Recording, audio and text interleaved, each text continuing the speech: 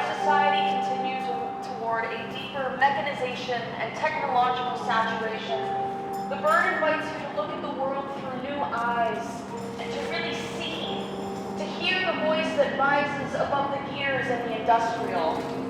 Art, theater, poetry, storytelling, imagination. These are the devices we have at hand to dream our way into a better tomorrow, a better now.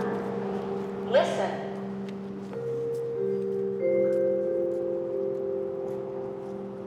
Let's dream out loud today, together. My name is Mia, and I will be your tour guide for today's Fringe on the Streets walking tour presented by HFT Co. and the City of Hamilton. We'd also like to thank our friends and partners at the Downtown BIA, as well as HFT Co.'s Community Curator Circle, who led the programming for today's tour. This tour is a part of the Hamilton Fringe Festival. If you don't know what that means, you are in for a treat. The Fringe is one of Hamilton's best-kept secrets. There's programming for everybody. Comedies, plays, musicals, drag, and family fun are all offered at the Fringe. Make sure you grab a Fringe Festival program here before we head off, so you can check out all of the other amazing art that's going on around town. Bye. As we embark on this journey together, surrounded by sound and sculpture, and about to go on a tiny adventure through the streets of our city, let's take a moment to think about the land we're gathered on, the land under you right now. As we travel through these streets, it's important to remember that these paths existed long before European contact. This land is situated upon the Erie, Neutral, Wendat, and Haudenosaunee, and has most recently been the territory of the Mississaugas of the Credit First Nation. What we call the city of Hamilton today is home to many Indigenous people across Turtle Island. If you are a settler or a newcomer here, and you've never done a deep dive on this stuff, we encourage you to learn more about the deep history of this land so that you can better understand your role as a resident, a neighbor, and a caretaker. If you're interested in any more resources, come talk to me along the way. Just some general housekeeping. Your well-being, enjoyment, and safety are of the utmost importance to us today. Please note that we have Susan and Emma, our placemaking coordinators for this year's festival, as well as our outstanding volunteers with us en route. They will provide assistance, ensure that we move together as a group, and to answer any questions you may have along the way. Now, the safety of the artists is also a very important part of our journey today. Please do not touch the performers or their things without being invited to do so. If we are crossing the street and the light changes, do not race against the light. We will wait for you on the other side, I promise. We also have water, umbrellas, and seating options available if you would like. At any point you want to take advantage of these, just ask. We're here for you. You can hop on or off the tour at any point you'd like to grab a snack or check out our shop. Just make sure you have your Fringe Festival pamphlets to see everybody's got them. They have the routes and show times along the route, so you can easily pick up where you left off. And thank you finally to our friends from Keeping Six.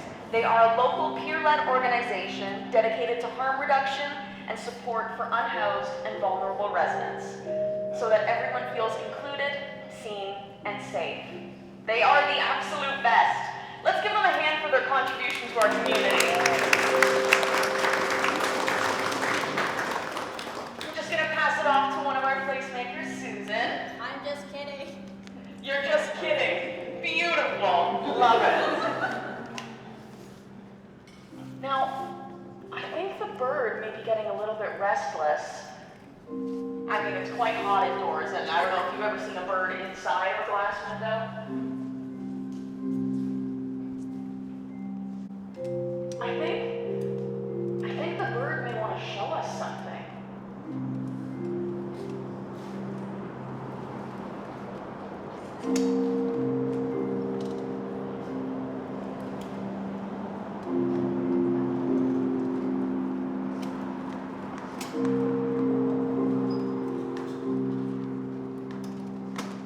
I'm not right.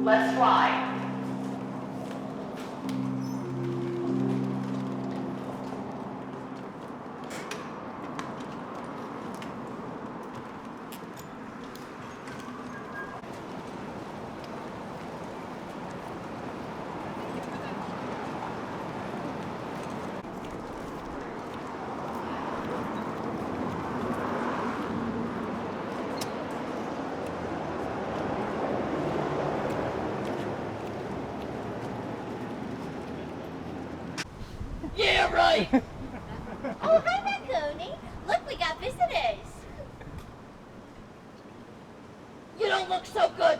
Don't embarrass me in front of the people. I'm trying to get sad on here.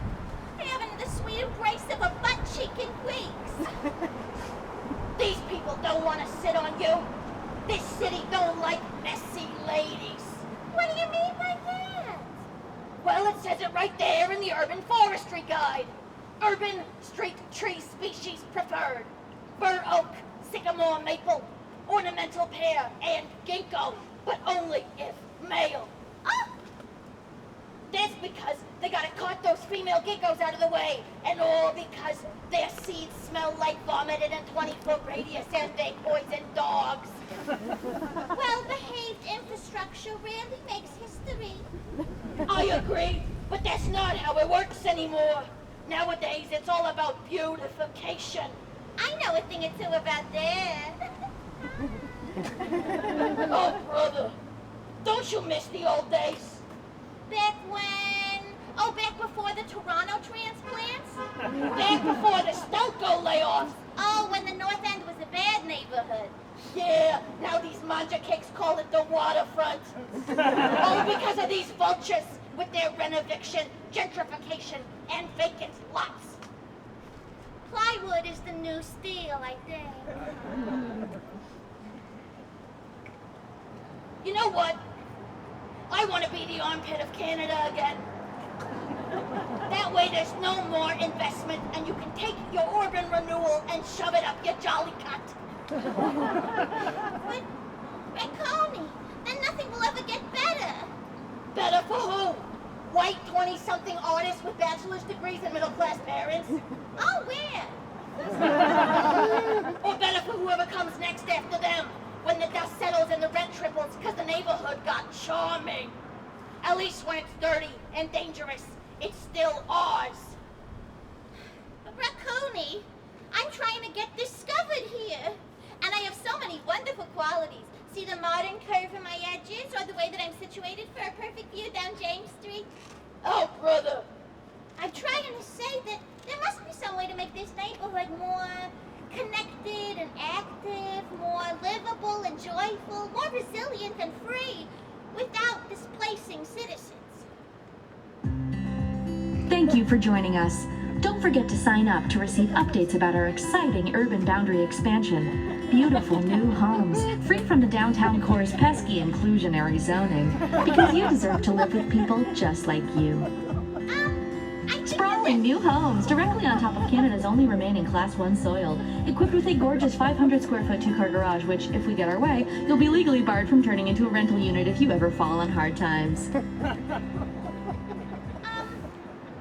So anyway, it's not over. Isn't anyone tired? I could be your respite. Or, a moderator between you? I'll be whatever you want. Wolf, desperate much? Tell them you're their taxes. That'll make them sick. Just don't go, all right? Truth is, I'm nothing without all of you. Just a mess of metal covered in ugly spray paint, waiting to be seen, to be appreciated, to be part of something bigger than myself. Maybe I got more in common with the Tigers than I thought. Oh, please. They're just using you. Have some self-respect. Well, I am a bench. I kind of like getting used. Maybe it's not so bad getting used for something you didn't think. Like, maybe I'm just as good as a canvas. Yeah, a canvas for the most ancient art form humanity's ever had. The way that they showed that they've survived desperation and deprivation by simply proclaiming I was here. A prehistoric impulse of self-preservation. You know, I know that the cement temperature is on average 10 degrees cooler with adequate tree canopy, but it's about to get hot in here. My friends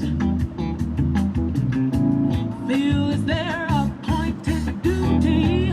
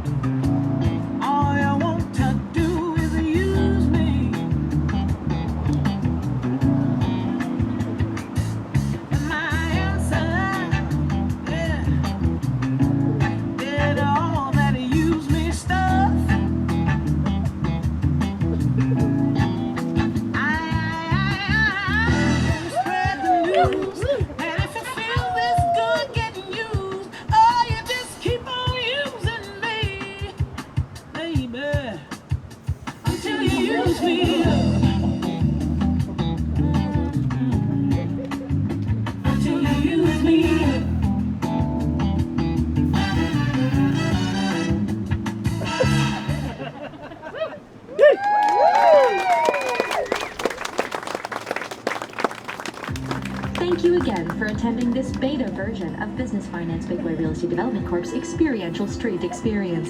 We appreciate your patience with the nature of this stage of development and hope you return for future iterations. Enjoy the rest of your day. If you're not careful, that company's gonna replace you with a more piece of docile furniture.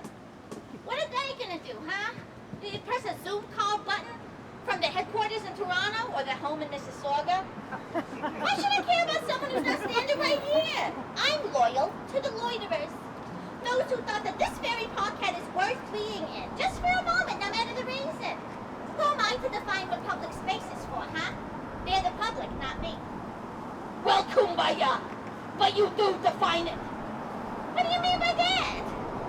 Well, listen, as someone who's seen a lot of peregrine falcons smash into those mirrored skyscrapers humans love to build, the details matter.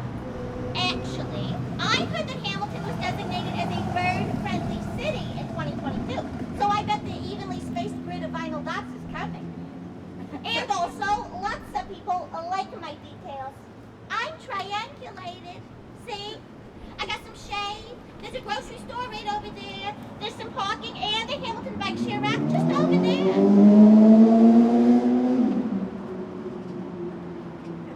I'm surrounded by amenities, is what I'm saying. You're also surrounded by air that smells like smoking a cigarette a day. Listen, did you know that we got more carbon emissions per person than Toronto, even without the industrial impact? Okay, sure. Oh, but Hamilton was also awarded the designation of Tree City 3 years in a row. And if that's an international program. Huh? Oh, sorry, I couldn't hear you over the traffic noise. Okay, all right, so nothing's perfect. Listen, kid, you can't get complacent. Noise degrades trust. Makes you less likely to give a neighbor some change for the bus or help a stranger pick up dropped groceries. They designed these streets from the center line out for the cars, not the pedestrians. They basically traded our connection with each other for the convenience of those who want to travel these streets as quickly as possible. D2. Huh? D2. That's the zoning bylaw where we're standing right now. Did you know that? It stands for Downtown Mixed-Use Pedestrian Focus as part of a 2014 initiative in the city of Hamilton. So how's that for use of public space?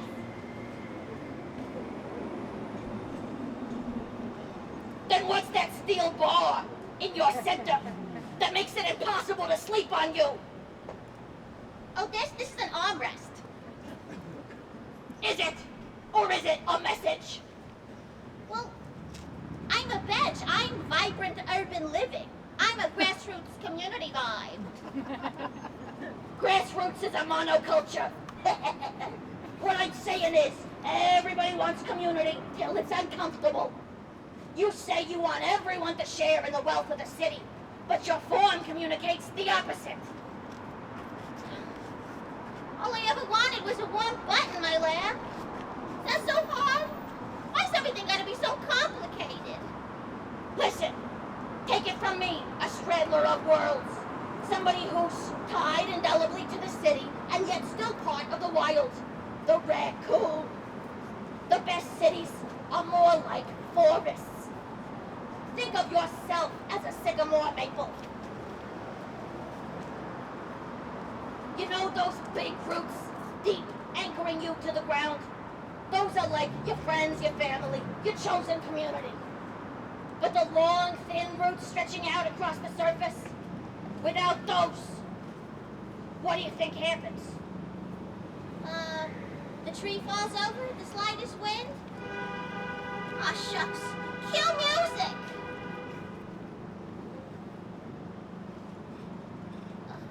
Think they having trouble? How are you doing? Everything good there? Yeah.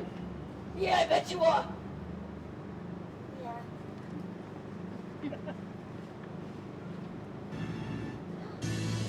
I think they got it.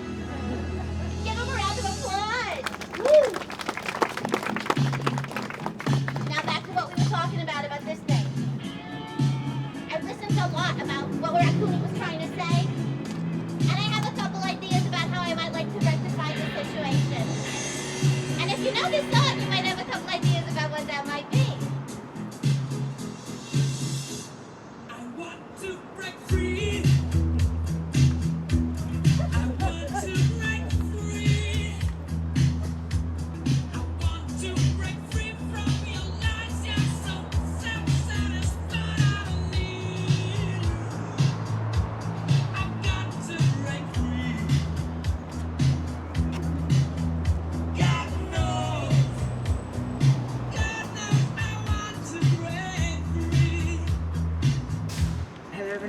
situation, and you just have to take it off.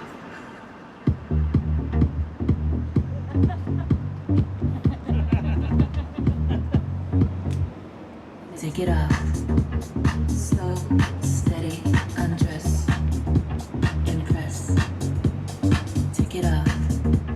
Slow, steady, undress. Success.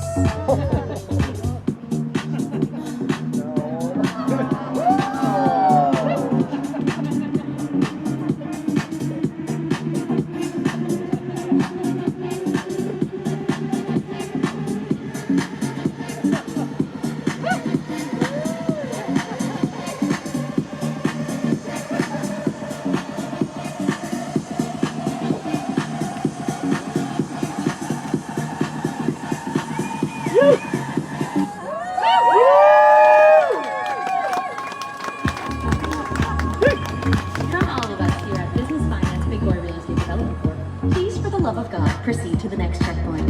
We kindly ask that you refrain from having complex, layered ideas about public space and instead funnel all resources into climbing a ladder that leads to nowhere. Thank you again. Have a great day. We see the restaurants, the storefronts, and the small businesses we pass along the way. Each of them started as a dream in somebody's head. All right, let's head on. Passed along the way? We didn't pass it, but I love the Playhouse Cinema. Playhouse, yes! Kids Make Shop next door. Yes, okay, great places. The gallery down the street, love it. Anything else? Anything popping into anybody's heads right now? That's all right. Now, speaking of the secrets that this city holds, did you know that we have a sliver of vaudeville history right here in town? The Tivoli Theater right behind us. That building there was originally constructed in 1875 and was a major hub for film, theater, and vaudeville. 1924 was the year that vaudeville really took off at the Tivoli, when they implemented an 1,800-seat auditorium. That's almost 2,000 more seats than they originally had. And now it's that. Well, anyways, some say the ghosts of performers past are still present in those walls, and sometimes they get a little restless and maybe you want to go out for a walk. Our next performance is going to bring us back to when the Tivoli was the major hub of vaudeville in this town.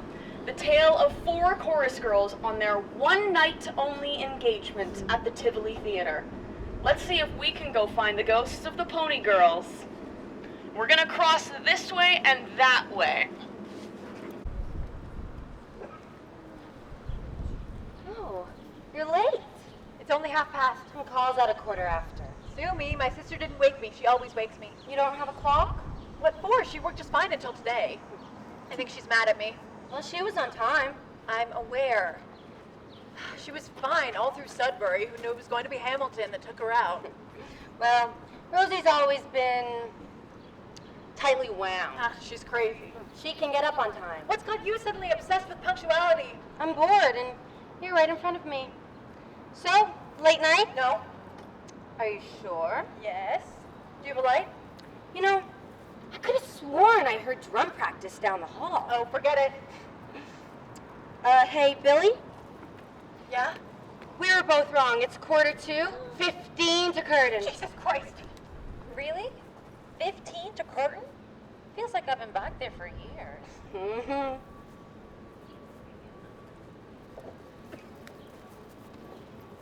May, I have to tell you something in confidence, so I would really appreciate it if you could receive these words with grace and let me be. I'm gonna kill her! I am really seriously, earnestly gonna kill that woman! I'm gonna jail and it's gonna be her fault! I'm sorry, who is this? Who else could it be? It's that frigid bitch with a fake southern accent. Our beloved southern belle, Miss Sybil Ann. She just thinks she's God's gift to theater, doesn't she? Oh, she does, I can tell. I can see it in her shifty eyes. It's always something with you, Dot. Oh, it is. It is because I'm right and everyone else in there has lost it. Yeah. She's from Chatham. How many people with a southern accent do you know from Chatham? That's right. None. It's a ruse. She's made up an accent and I'm just expected to play along, but I reject that. I refuse. Sybil's always been like that. I think the sun fried her brain as a child. Oh, she is worse now. She is so much worse. But the thing with people like Sybil is that they're all tolerable when you're under the same boot. But now that she has a little taste of power, somebody needs to put her in her place. And please tell me that's not you. It might be. Oh, dear God. Lucy and I are running a Pretty Girl. That new combo that had us tripping over one another in Toronto. Well, anyways, we're on stage. And little Miss Sybil Ann walks up to me and thrusts her dirty shoe in my face. No. And she asks me to tie it. Oh, she did not. Oh, yes, she did. Oh, mind you, when she was step touching in the background with the rest of us, oh, she would turn her nose up the minute Mr. Warren would ask her for a drink. Oh, when a producer would ask her for a whiskey, it's our worker solidarity. But now she's not a pony. Well, now she can help her shove her dirty little feet in my face. One word comes to mind. Coward. No, spineless. Dot, this is not the first time this has happened, and I guarantee you it will not be the last. She's had a solo for all of a month. She's not Sophie fucking Tucker, okay? Someone just needs to remind her that she's replaceable garbage just like the rest of us. Oh my God, and she wants to going on and on about how her mom's coming tonight. Oh, my Mr. Green, oh, my mom is coming tonight. Oh, she came all this way to hear my sing. Oh, my mom, oh, yes, indeed, my mama. Oh, her mother's gonna be real sad when I push her kid down a flight of stairs. You know, you won't feel that way when it's you up there. Wait, really? Wait, you really think I have what it takes to be a solo act? Yeah, of course I do. But, you really don't have to say that. Well, it's true. I think you're a damn fine dancer, and yeah, you've got a beautiful voice. And I'm funny. Oh, God, I'm really funny. If only Mr. Green could see me right now, I'd be top-billed. My portrait in the paper and everything. Hey, kid, you stick here long enough, you'll get a chance. Oh, you better be right about that. If you say something enough times, it's bound to be true. Whatever helps you sleep at night. That's right. But seriously, Doc, don't let her get to you. She's not worth it. I know. No, I'm serious. You're too sensitive about all this. It's gonna kill you.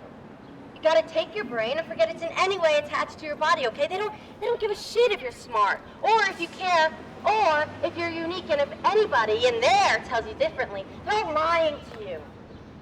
And they'll tell you anything to get your ass on stage one more time, because guess what? No matter how many times they tell you that there are 30 other girls who would kill to have what you have, no matter how many times they call you, what'd you say? Yeah, no matter how many times they call us replaceable garbage, the fact of the matter is that the theater, like everything, is a numbers game. It is all about the money. In fact, it is cheaper to keep your sorry ass than to waste time teaching some new girl the choreography. So they'll threaten you, and they'll harass you, and they'll stroke your fragile little ego so you eagerly jump into the back of a packed train car at 2 a.m., your whole life in a suitcase. They want us to beg to stay in some two-bit hotel because it's more cost-efficient to work us till we're too old, we die, or we get married. And honestly, Doc, I could not tell you which one's worse. They don't care about us. Hell, I'd be surprised if Green even knew my name. We're cattle. We are goods to be sold, and the sooner you accept that, the better. I just want to be good. I just want to be really good. I know. You're good. I'm sorry. Look, I don't care if it's not real. I don't care if some producer is just stroking my ego, because this is so much bigger than them. I know they don't know who I am. I know they quite frankly wouldn't give a shit if I dropped dead, but this is so much bigger than some man and his money. I mean, don't you feel that? I mean, when I'm on stage, it's just me and an audience. I can feel their eyes on me. The air, it hums with energy. It swells with their breath, and they're watching me. They're laughing at me, and they could be anywhere else in the world watching anyone else in the world, but they're here. I'm here. And they're looking at me. And they love me. And in that moment, I know that I am a bigger man, that I am a greater man than any producer will ever be. Oh, baby! I'm so sorry. I didn't know anyone Don't worry about it, hon. God, it's just so hot in there, and it's so hot out here. But I thought it'd be better. Oh no, it is hotter than hell in there, especially with the girls on top of one another. I mean, it is sweltering hot in the summer, but you know, it is cozy in the winter. So hot it fucks up the class. See? You look good, baby. You know, sometimes men holler up at the windows from us. Oh, they don't have anything better to do? No. One time that stagehand, oh my god, what was his name? Oh my god, what was his name? Oh my god, what was his name? Oh, it was String Cold, of January. He came into the girls' change room and he was like under a bunch of fur coats. Oh, we were bears. Right, anyways, he was somebody's son. No, nephew. I could have sworn it was a son. His mother gave him that freaky doll. Oh my God, I forgot about that. Doll? Oh no, it was a clown. The thing was, it was haunted. Oh, Jesus Christ, it is untenable in there. They've got a stagehand using Lucy's massive fan to try and circulate air. It is not working. The thing is just shedding feathers. It's like a slaughterhouse. Oh, baby, how you feeling? Bad. Typical. First show's the worst. Billy, do you remember that kid with the clown doll? Yes. Oh, he was, like the nephew of the manager of the princess. Okay, so he was somebody's nephew. Anyways, he's under these fur coats, and then the bear number comes along. Oh, we were dancing bears and the fish were doing tap. It didn't make a lot of sense. Anyways, we're on stage. We pull up the coats, middle of the show, he's dead asleep. I don't even know what he was supposed to be doing. Evidently, they did not miss him. He was awful at his job. He was. I thought he was going to choke himself with the curtain. The poor kid wanted nothing more than to go frolic in a field, but his uncle had trapped him in the theater. And theaters are death traps. There's about 100 things that could kill you from any angle. So what did you do? What? You found him on the floor. What did you do? Oh, right. Well, the bear number came along. And he was out cold. So you just left him there? I mean, we had to go. We couldn't miss our cue. Right. By the time we got back, he'd been adopted by the costume department. Oh, the keeper of the codes. Baby, I'm so excited for you.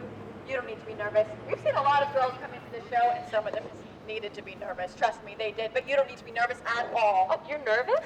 What kind of question is that? Of course she is. I'm not nervous. It's okay to be nervous. I was. I'm not. Good. I'm not. You two are not being helpful. Okay. So, baby, where'd that name come from? I mean, your mother didn't name your baby, did she? She didn't. Oh, great. God, you're so mysterious. It's very alluring. I mean, use it. I'm not trying to be. I'm just talking. So, baby, when you say I'd really like to stop talking now. okay. So, May, you've been doing this for a while, right? The first show is always the hardest, right? Babe. The first show's the hardest, so someone throws something at you. May. What? The whole thing is hard. Getting up every day is hard. What do you want me to say? Not that. Oh, really? You want to go there, Billy? I'm just saying maybe you shouldn't listen to her. She's a little jaded. Well, not all of us have the luxury of a shoulder to cry on. Wait, what is she talking about? Oh, you haven't noticed? No. May, I swear to God. Anderson's drummer boy has been making eyes at her for weeks. No. Where have you been? You're kidding. No, they've been fawning over each other backstage. I really can't believe you haven't seen this. It's impossible to escape. We're just friends. He's sweet. I'll say. He's cute. He is. Oh, she's in love. I am not. I'm not. Sure. This is a diversion.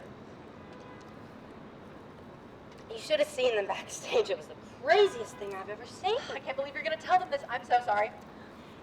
You know how we enter stage left for Summer Sun? Yes? Right, so we're about to enter stage, and this man spends the whole band solo side-eyeing Billy. Oh, my God. She's blushing. Oh, You too. I'm not even joking. He spent the whole number mugging her. It was like he was dedicating it to her. It was the strangest thing I've ever seen. Sounds romantic. Thank you. Don't let her corrupt you. It sounds creepy. It does not. It does, the eye contact. I think I'd like it. Thank you. And you should have seen Lillian when she realized he wasn't looking at her. She was so scandalized that any man could possibly love a pony when she's so ready and available. I thought she was going to kill me. Yeah, me too. Hey, baby, this is the kind of once-in-a-lifetime experience you miss out on another profession. True. Where else am I going to have someone drum at me for 5 minutes? Nowhere else. That's right. We should go. To college God, you're right. You're wearing the wrong shoes. What are you talking about? These are the right shoes. They aren't. What? I've been wearing these for months. Why hasn't anyone said anything? I literally don't think I have other shoes.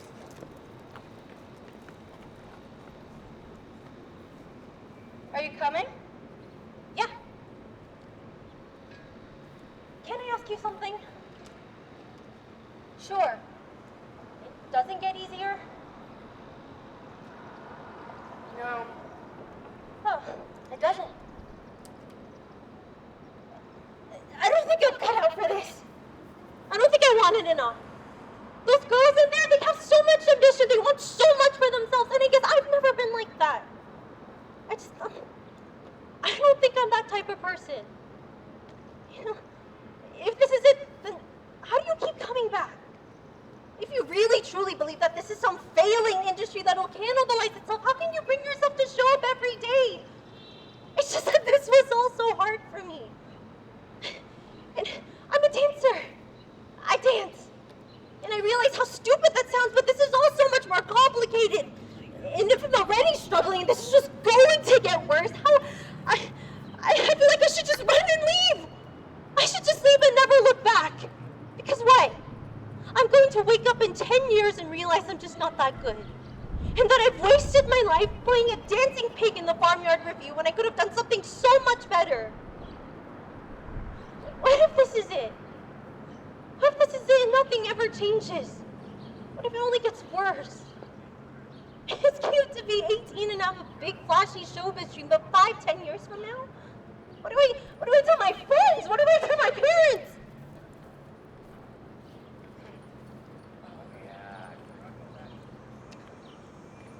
Can I ask you something?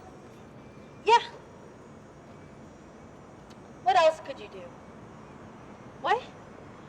What else could you be doing? I mean, I could... Yeah, sure. You could start a family with whichever perfectly nice boy from whatever perfectly nice farm town you come from. Or you could, I don't know, help your brothers take over your father's grocery business. Or you could marry a rich Bay Street man, live life in comfort. Oh, wouldn't that be nice? You could drink yourself into submission, party to you, forget your name, but you won't. You won't. Because nothing, none of that could ever compare to 1 minute on that stage. So you can. You can leave here. You can do a million other things that your family would probably consider a better use of your time. And they'll tease you about your little showbiz phase, and they'll sigh with relief that you came home to them, that you made the right choice, a choice that they can understand. But you won't. Because no matter how many times you tell me that you don't want this enough, I know that you do. You really want to know why I come back every night? Yes. You'll see.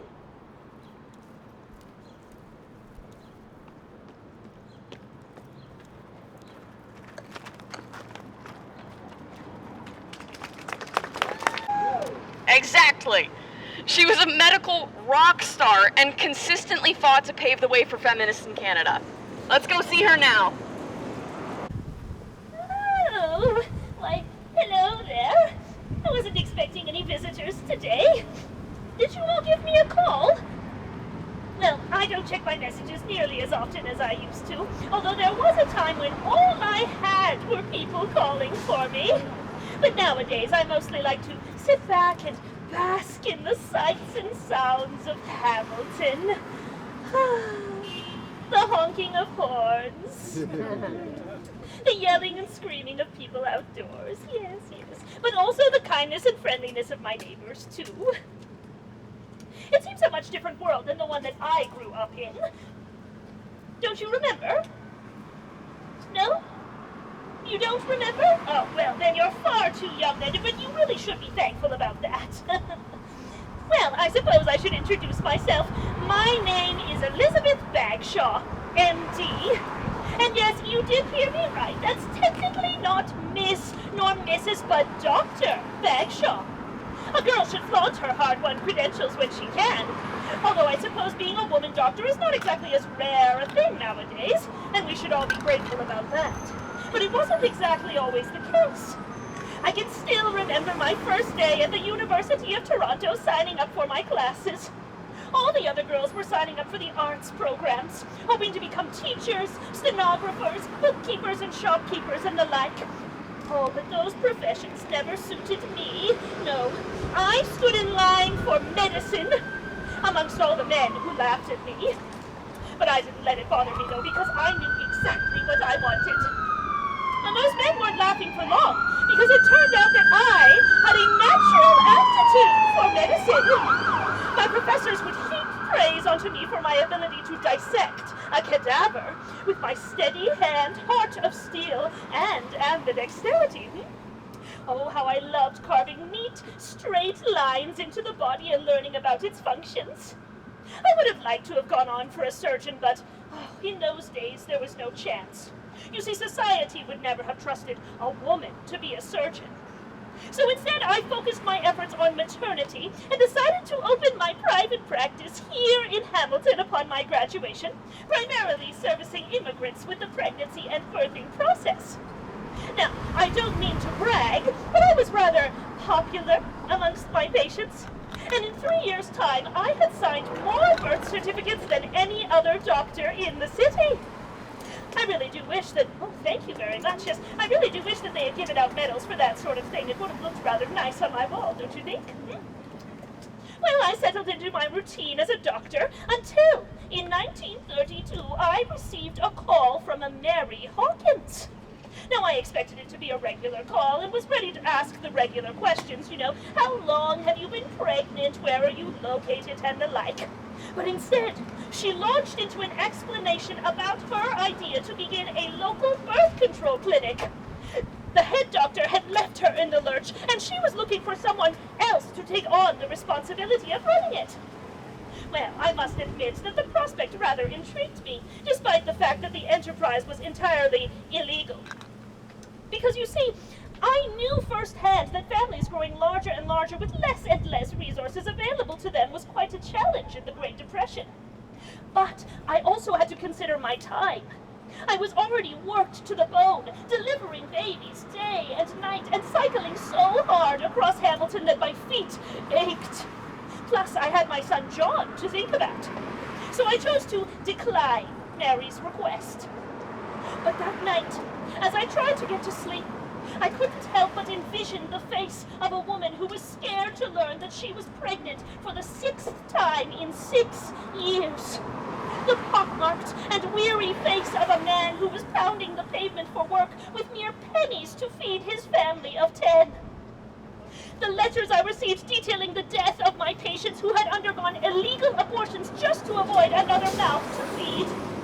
Why should these families suffer when there were other options available to them? I shot up out of bed, reached for the telephone, and when Mary picked up, I simply said, I changed my mind.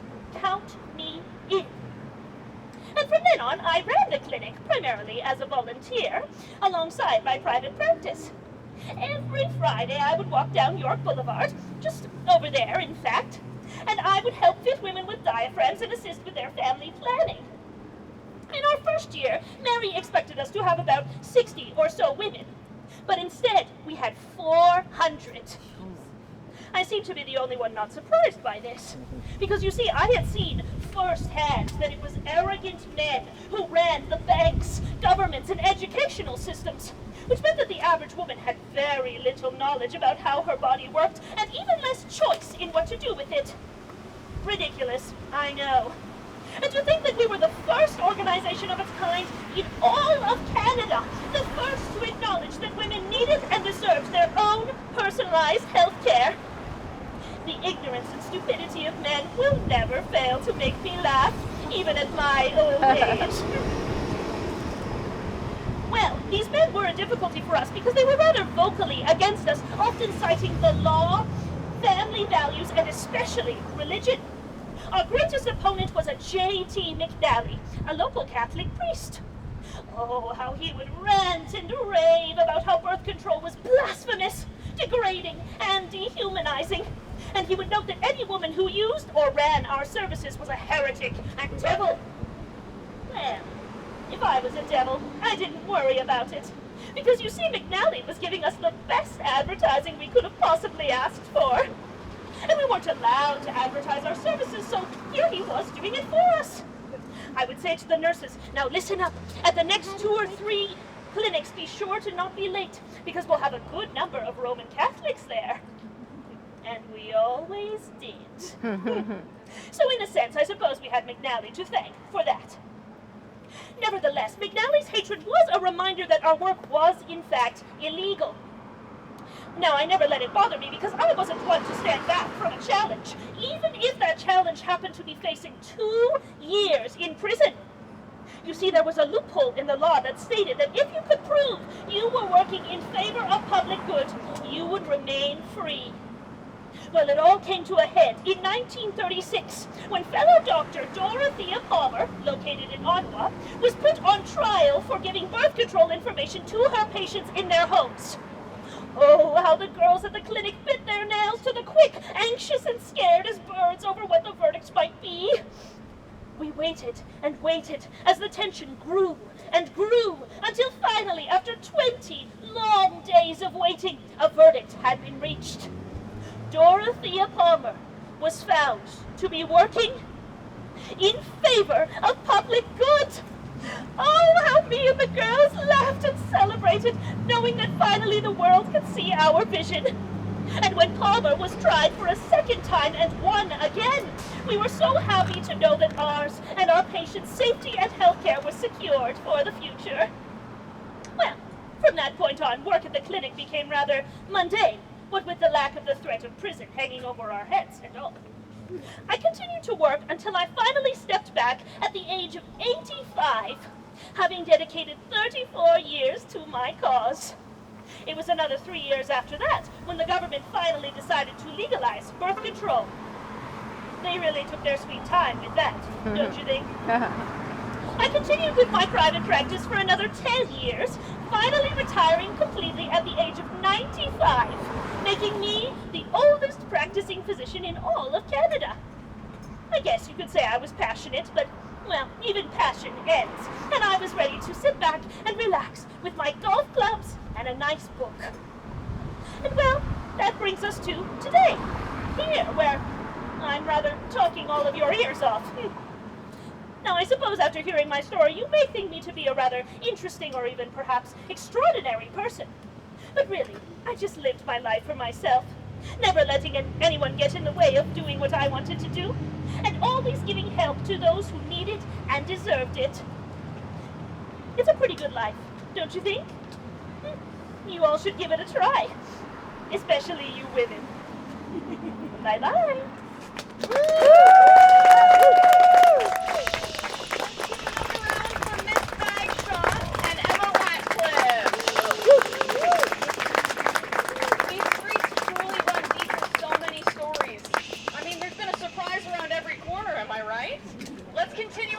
Haunted secrets.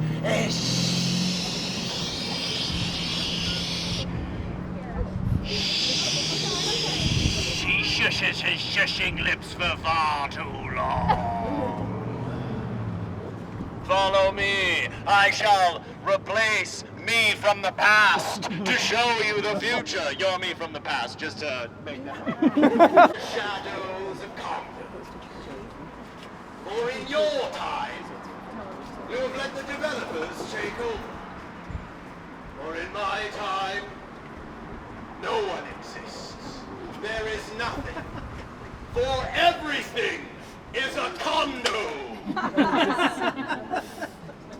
I'm sorry, I was actually waiting for an uproarious applause break. I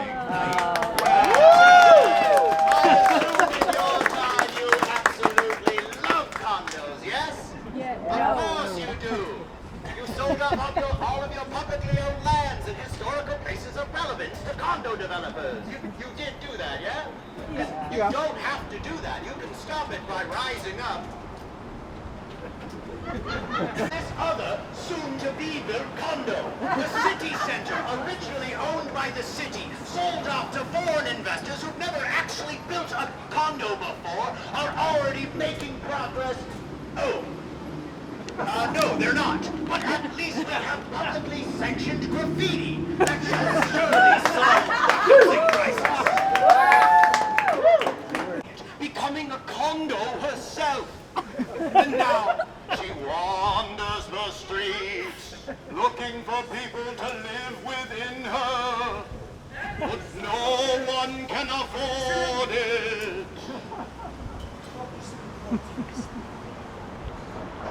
We will hold off. Or skull. Hear that? Condos. We'll walk a little. He said still in character. It looks exactly the same as the city council, but just slightly different. And right away, when the condo council took over, they built a 600-story megalith condo exactly where City Hall is, overruling the geodetic height limit imposed by the city. But that does not matter, for in 2024, the geodetic height limit of the city was overruled by the Ontario Land Tribunal to make way for 117 Jackson, a large condo that has yet to be built. How joyous! Assortments of meats. No people, because they can't afford it. And right over here, in the distant future, in the next 15 minutes, this shall become 37 different cannabis shops. It's actually where I met my wife. Sorry. Ex-wife.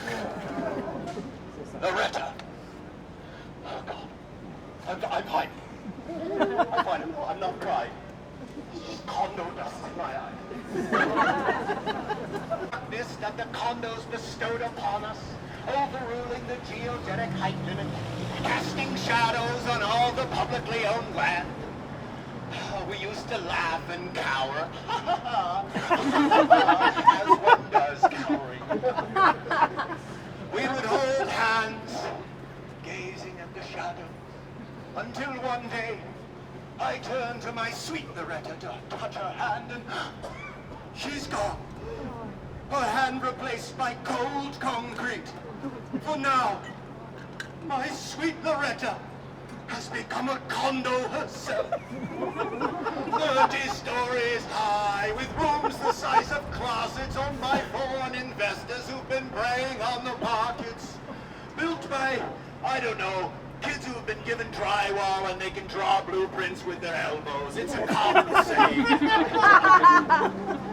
Yes, everything in the city was sold off. The precious LRT that was never intended to actually be built was sold off to be made a high-speed condo that travels at 600 kilometers an hour, casting shadows on all your favorite places. The Fringe. So I just want to let everyone know that I have definitely been informed that they are definitely not nefarious in any way possible. The only way you can save the future is by attending as many Fringe shows as you possibly can. Now, check them all out. I randomly select a Fringe show to promote for these things. And today, randomly, as I flipped through the book, I decided to promote Men Love Horsies. A show of which I have absolutely no affiliation with at all. So, as you know, the reason I'm here today is to see if you want to, or you want to, or you want to, only the three of you, want to get in on the ground floor of a brand new condo. Sign you up. How many can I put you down for? They're completely empty. Do you want like 35 units? Oh, 37? An even 42. Got it. You're 150. Well, I heard 100. Future is sold to the three lovely ladies. Thank you so much. Have a good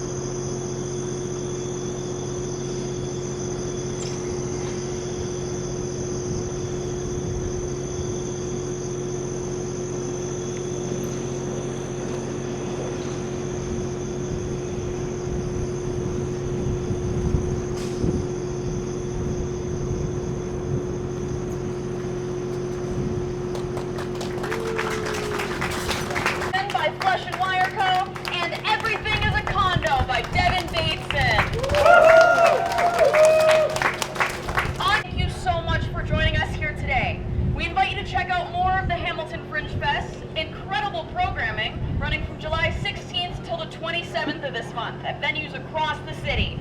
Don't forget to pick up a program if you did not already. If you enjoyed the tour today, you can consider making a $5 donation by tapping this little machine here.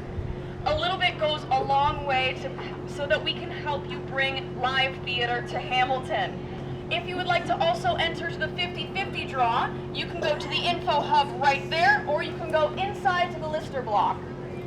We'd also love to know what your experience was on the tour today. You can scan the QR code inside of your pamphlets here to let us know your thoughts on the Fringe on the streets and to be entered in a draw to win a Hamilton Fringe prize pack. Ooh, ah. Now behind me here is Fringe Boulevard. This is the hub of the Fringe with tons more free programming all festival long. Stick around if you can.